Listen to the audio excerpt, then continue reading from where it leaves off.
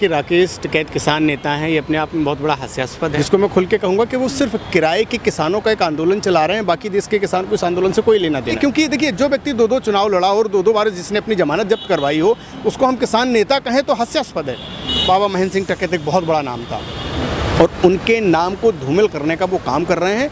इसके अलावा उनके पास और कोई विकल्प नहीं है कि को तालिबान की सोच की समझ हो, वो तालिबान का नाम अपने जवान पे लाना पसंद नहीं करेगा। टिकैत साहब सिर्फ अपना फ्रस्ट्रेशन निकाल रहे हैं, उनका एक अपना नज़रिया है, उसी नज़रिया में वो जीते रहें, वही ज़्यादा अच्छा है। अगर उन्हें इतनी ही किसान की और अन्नदाता की चिंता थी, अपना एसी का तंबू छोड़ के उस गरीब किसान के साथ जरा तंबू में बैठ जाते। पूरी सिर्फ और सिर्फ अपनी दुकान चला रहे हैं और उस दुकान को चलाने के लिए इन्हें जिस हद तक गिरना पड़े ये गिरेंगे, इसमें बिल्कुल नहीं सोचेंगे। वो मुझे बता दें कितने गरीब किसानों के घर जाके उन्होंने उसके हक की बात उठाई है, कितने गरीब किसानों की वो बात करते हैं। नमस्कार, आप देख रहे हैं ONews हिंदी और मैं हूं आपके साथ आयुषी श्रीवास्तव। राकेश टिकैत अब जगह जगह जाकर अपने समर्थन की मांग कर रहे हैं। आपको बता दें, हाल ही में वो हरियाणा गए थे, जहां उन्होंने बीजेपी पर सवाल भी खड़े किए, आरोप भी लगाया। उन्होंने कहा कि बीजेपी जो है वो एक तालिबानी पार्टी है। साथ ही उन्होंने ये भी कहा कि आने वाले 2022 में चुनाव है यूपी में, उसके बाद बीजेपी हिंदू मुस्लिम की राजनीति करके वहां पर चुनाव जीत जाएगी। तमाम सवाल पे आज हम बातचीत करेंगे। हमारे साथ बीजेपी के प्रवक्ता संदीप द्विवेदी जी मौजूद है, जिनसे इन मुद्दे पर बातचीत करेंगे। सर, पहली बात तो बहुत बहुत शुक्रिया हमारे चैनल के साथ जुड़ने के लिए। सर, राकेश टिकैत किसान नेता है, जगह जगह जाके समर्थन की मांग करें, लेकिन हाल ही में उनका ये बयान अपने आप में बहुत बड़ा सवाल खड़ा करता है। वो ये कह रहे हैं कि बीजेपी 2022 में चुनाव है यूपी में और बीजेपी उससे पहले और उसी के सहारे वो 2022 का चुनाव जीतेगी। क्या कहेंगे इसको? देखिए, मुझे लगता है कि पहली चीज़ तो ये कहना कि राकेश टिकैत किसान नेता हैं, ये अपने आप में बहुत बड़ा हास्यास्पद है। आज की स्थिति अगर आप देखो तो वो सिर्फ और सिर्फ कुछ लोगों की दलाली के एजेंट बन के रह गए और उसी दलाली पे वो एक तथाकथित जो आंदोलन है वो चला रहे हैं, जिसको मैं खुल के कहूँगा कि वो सिर्फ किराए के किसानों का एक आंदोलन चला रहे हैं, बाकी देश के किसान को इस आंदोलन से कोई लेना देना नहीं है। दूसरी चीज़ देखिए, प्रैक्टिकली आप देखिए कि अगर इस आंदोलन को देश की जनता का समर्थन प्राप्त होता, देश के किसानों का समर्थन प्राप्त होता, देश के लोगों का समर्थन प्राप्त होता और अन्नदाता का समर्थन प्राप्त होता, तो क्या आज इन्हें घर घर प्रदेश और लोगों के दर पे जाके समर्थन मांगना पड़ता? आज समर्थन इन्हें इसीलिए मांगना पड़ रहा है क्योंकि अन्नदाता के सामने ये बेनकाब हो गए हैं। अन्नदाता को ये पता चल चुका है कि ये किराए के किसानों को लेके एक तथाकथित आंदोलन चला रहे हैं, जो इनकी खुद का बेसिकली जीविका का साधन बना हुआ है और ये आंदोलन जीवी लोगों को भड़काने की कोशिश कर रहे हैं और अपनी राजनीति चमकाने की कोशिश कर रहे हैं। इसलिए देश की जनता इन लोगों के साथ बिल्कुल खड़ी नहीं है। और आज आप देखिए, आप किसी भी किसान आंदोलन वाले जो तंबू लगे हैं उनमें आप चले आइए, गिने चुने लोग बचे हैं, वो भी जो किराए के बैठे हैं और किस तरह की वीडियो आजकल वायरल आ रहे हैं, किस तरीके से आप देख रहे हैं कि उन लोगों पर आरोप लग रहे हैं। तो इसलिए देखिए, दूसरा राकेश टिकैत की राजनीतिक बैकग्राउंड भी देखिए। राकेश टिकैत एक किसान नेता तो बाद में है, पहले तो वो एक नेता है ऑब्वियसली। क्योंकि देखिए, जो व्यक्ति दो चुनाव लड़ा और दो बार जिसने अपनी जमानत जब्त करवाई हो, उसको हम किसान नेता कहें तो हास्यास्पद है। वो सिर्फ अपने पिता की पैतृक जो संपदा है उसको बर्बाद कर रहे हैं। वास्तव में अगर देखा जाए तो बाबा महेंद्र सिंह टिकैत एक बहुत बड़ा नाम था और उनके नाम को धूमिल करने का वो काम कर रहे हैं। इसके अलावा उनके पास और कोई विकल्प नहीं है। वो चाहे समर्थन मांगें, चाहे कुछ करें।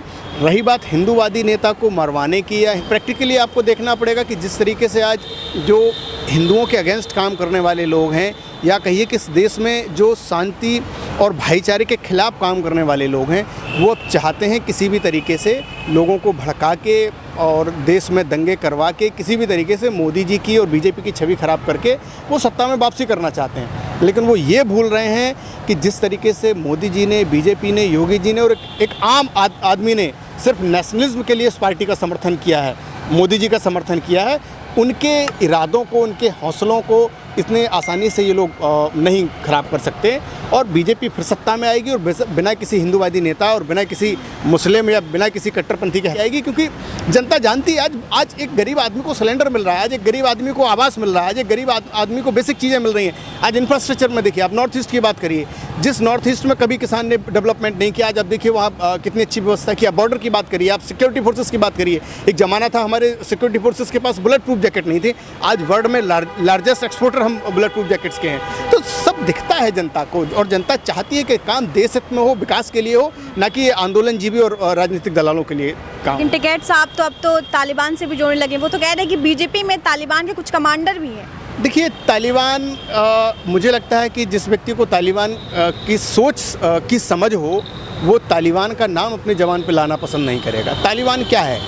एक धर्म के आवरण को ओढ़ के और उस धर्म के नाम तरीके से लूटमार की जा रही है। जिस तरीके से छोटी छोटी बच्चियों के साथ बीभत्स घटनाएं की जा रही हैं। ऐसे संगठन का नाम लेना भी अपने आप में अपराध है। और अगर राकेश टिकैत को लगता है कि भारतीय जनता पार्टी इस तरह के काम कर रही है, वर्तमान सरकार इस तरह के काम कर रही है, तो ये सिर्फ और सिर्फ उनकी संकीर्ण मानसिकता है। और जिस तरीके से उनका एक जो आंदोलन था, आंदोलनजीवी जो बने फिर रहे थे, वो जिस तरीके से फ्लॉप हुआ है, उसका फ्रस्ट्रेशन है और कुछ नहीं है। हाँ, एक बात सत्य है कि अगर बीजेपी को या वर्तमान सरकार को किसी भी तरीके से देश विरोधियों को, देश के दलालों को और देश में अशांति फैलाने वाले लोगों के ऊपर किसी भी तरह की कार्रवाई करनी पड़ी तो हम करेंगे। उसमें किसी को तालिबान दिखे या इस देश का संविधान दिखे, वो उसका नज़रिया है। टिकैत साहब का ये भी बयान आया कि वो तो ये कहते हैं कि बीजेपी सबसे खतरनाक पार्टी बनती जा रही है। जब किसानों की बात हुई, जब किसान आंदोलन पर थे, उस वक्त तो हिंदू और सिखों को भी लड़ाने की बात कही गई थी। देखिए, ये बात सत्य है कि भारतीय जनता पार्टी बहुत ही खतरनाक पार्टी है उन लोगों के लिए जो इस देश में दंगे भड़काना चाहते हैं, जो इस देश के विरोधी हैं और जो विदेशी फंडिंग पे यहाँ के भाईचारे को ख़त्म करना चाहते हैं। और मुझे इसमें कतई शंका नहीं है कि अगर ऐसे लोगों के खिलाफ हमें खतरनाक होना पड़े तो बिल्कुल इसमें गलत नहीं है। हमारे देश की सुरक्षा, हमारे देश के लोगों की सुरक्षा हर राष्ट्रहित और राष्ट्र प्रेमी व्यक्ति की प्राथमिकता होगी और वो हमेशा ऐसी सरकार को पसंद करेगा। दूसरी चीज़, टिकैत साहब सिर्फ अपना फ्रस्ट्रेशन निकाल रहे हैं, उनका एक अपना नज़रिया है, उसी नज़रिया में वो जीते रहें, वही ज़्यादा अच्छा है। अगर उन्हें इतनी ही किसान की और अन्नदाता की चिंता थी, अपना एसी का तंबू छोड़ के उस गरीब किसान के साथ जरा तंबू में बैठ जाते। पूरी गर्मी खुद तो एसी के तंबू में बैठे रहे और बात करते हैं अन्नदाता की। जब अन्नदाता को ज़रूरत पड़ती है तब दिखते नहीं हैं, जब जाटों को ज़रूरत पड़ती है तब दिखाई नहीं देते हैं, जब इनके लोगों को ज़रूरत पड़ती है तब ये दिखाई नहीं देते हैं। आज आंदोलन चलाने के लिए जब इन्हें पैसा मिल गया, जब विदेशी फंडिंग मिल गई, तो ये इन्हें किसानों की याद आ रही है। ये सिर्फ और सिर्फ अपनी दुकान चला रहे हैं और उस दुकान को चलाने के लिए इन्हें जिस हद तक गिरना पड़े ये गिरेंगे, इसमें बिल्कुल नहीं सोचेंगे। सर, टिकैत भाई साहब एक तरफ ये कहते हैं कि हम राजनेता नहीं, हम किसान नेता, किसानों के हक के लड़ेंगे, चुनाव में थोड़ा ना उतरना है हमें। लेकिन दूसरी तरफ वो लखनऊ को दिल्ली बनाने की बात करते हैं, बीजेपी के खिलाफ बोलते हैं, ये बोलते 2022 में बीजेपी को हराएंगे। अरे जब आप चुनाव लड़ेंगे नहीं तो हराएंगे कैसे? देखिए, पहली चीज़ तो जो व्यक्ति 2 चुनाव लड़ चुका हो और 2 बार अपनी जमानत जब्त करवा चुका हो, वो ये कहे कि हम किसानों के नेता हैं, तो वो हास्यास्पद है। दूसरी चीज़, वो मुझे बता दें कितने गरीब किसानों के घर जाके उन्होंने उसके हक की बात उठाई है, कितने गरीब किसानों की वो बात करते हैं। आज क्या वो दलित की बात करते हैं? क्या वो पिछड़ा वर्ग के किसानों की बात करते हैं? वो सिर्फ किराए के किसानों की बात करते हैं। वो कहते हैं कि बीजेपी सिखों और हिंदुओं में या मुसलमानों में आपस में भेदभाव करवाना चाहती है। तो मैं राकेश टिकैत जी को बता दूं कि भारतीय जनता पार्टी के लिए सबसे पहले इस देश का हर नागरिक भारतीय है। यहाँ सिख, मुस्लिम और हिंदू बाद में है। दूसरी चीज़, जितना राष्ट्र प्रेम इस देश का सिख, हिंदू और मुस्लिम मिलके करता है, उतना राष्ट्र प्रेम कोई नहीं कर सकता। ये सिर्फ और सिर्फ कुछ लोग हैं जिनको कहीं ना कहीं विदेशी फंडिंग आती है। वो कभी खालिस्तान की फंडिंग के नाम पे उत्पात मचाते हैं, कभी पाकिस्तान की फंडिंग पे उत्पात मचाते हैं और कभी चाइना और अलगाववादियों की फंडिंग पर उत्पात मचाते हैं। ये इस देश में भाईचारा, अमन नहीं देखना चाह रहे हैं, इसलिए इस तरह की हरकतें करते हैं। ऐसे लोगों की ही आज सरगना बने हुए हैं राकेश टिकैत, तो इनकी दाल इसमें नहीं गलने वाली है। तो समाजवादी पार्टी के जो नेता है, इस बयान पर, राकेश टिकैत के इस बयान पर उन्होंने कहा था कि अगर हमारी सरकार बनती है, वैसे तो हमारी सरकार बनेगी, लेकिन अगर हमारी सरकार आगे जो है बनती है तो हम राकेश टिकैत को पूरी तरीके से लखनऊ या पूरी तरीके से यूपी में जगह देंगे। इसका मतलब क्या है? देखिए, जिस व्यक्ति को अगर मगर लगाने की ज़रूरत पड़े तो वो ये सपने देखना भूल जाए कि वो सत्ता में आएगा। और रही बात राकेश टिकैत की, तो बेसिकली सब जानते हैं कि जिस तरीके से जब किसान आंदोलन लगभग ख़त्म होने की कगार पे था, तो समाजवादी पार्टी के कहने पे ही जिस तरीके से जयंत चौधरी ने समर्थन देके और कुछ किसान बिठाए थे, उसी से आंदोलन दोबारा चला था। तो वो एक अंदरूनी समझौता है और राकेश टिकैत को भी पता है। राकेश टिकैत कभी 5 सीटें मांगने लगते हैं समाजवादी पार्टी से, कभी 3 सीटें मांग लगते हैं, कभी खुद की सीट के लाले पड़ जाते हैं। और जब इनका इस तरह का विवाद उठता है तो फिर आपस में मतभेद भी उठते हैं। ये कुछ नहीं है, ये एक पूरा कुनबा है जो कहीं ना कहीं किराए के आंदोलन और किराए की राजनीतिक पार्टियां चला रहा है। बाकी ना ये प्रदेश में आने वाले हैं, ना देश में आने वाले हैं और ना ही ये जनता के दिलों में आने वाले हैं। अगर इन्होंने जनता के लिए काम किया होता है तो 5 साल सत्ता में रह के 15 साल विपक्ष में नहीं बैठते। दूसरी चीज़, अखिलेश यादव जिस तरीके से हास्यास्पद बयान देते हैं, आप आजम खां के लिए तो सब कुछ कर सकते हैं। कुछ मुस्लिम जो कहीं ना कहीं नमाज पढ़ के आते हैं और सिर्फ गन्ने के जूस के पैसे देने के नाम पे उसकी लिंचिंग कर देते हैं, उसके नाम पे आपके मुंह से एक शब्द नहीं निकलता। तो ये ना यादवों के हुए, ना हिंदुओं के हुए, ना उत्तर प्रदेश की जनता के हुए, ये सिर्फ अपनी राजनीति के हुए। ये तो खुल के मुसलमानों के भी नहीं हो पाए, इन्होंने तो कभी मुसलमानों का भी खुल के पक्ष नहीं किया।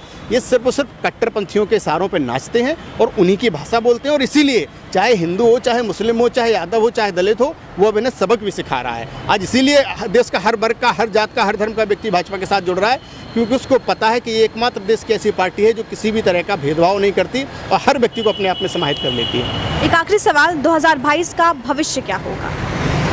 देखिए, प्रैक्टिकली मैं बताऊं, आज आप सर्वे भी देख लीजिए, उत्तर प्रदेश की जनता के बीच में भी जाके देख लीजिए। उत्तर प्रदेश में बीजेपी की सरकार दोबारा से प्रचंड बहुमत के साथ बनने जा रही है और इसमें कहीं कोई किसी भी तरह की शंका नहीं है। इसका कहीं ना कहीं प्रमुख आधार अगर आप देखिए तो जिस तरीके से पिछले इलेक्शन में योगी जी की सरकार अपराध मुक्त प्रदेश के नाम पे आई थी, आज उत्तर प्रदेश में आप देखिए जितने भी बड़े बड़े गुंडे हैं, जितने भी बड़े बड़े अपराधी हैं, जितने भी उगाही करने वाले लोग आज जेल के सलाखों के पीछे हैं और जो छोटे मोटे कुछ जानबूझ के अपराध करने की कोशिश करते हैं, आज उनके ऊपर भी सरकार नकेल कस रही है। और इसके साथ साथ विकास के नाम पर आज उत्तर प्रदेश में बहुत बड़े तौर पर बदलाव हुआ है।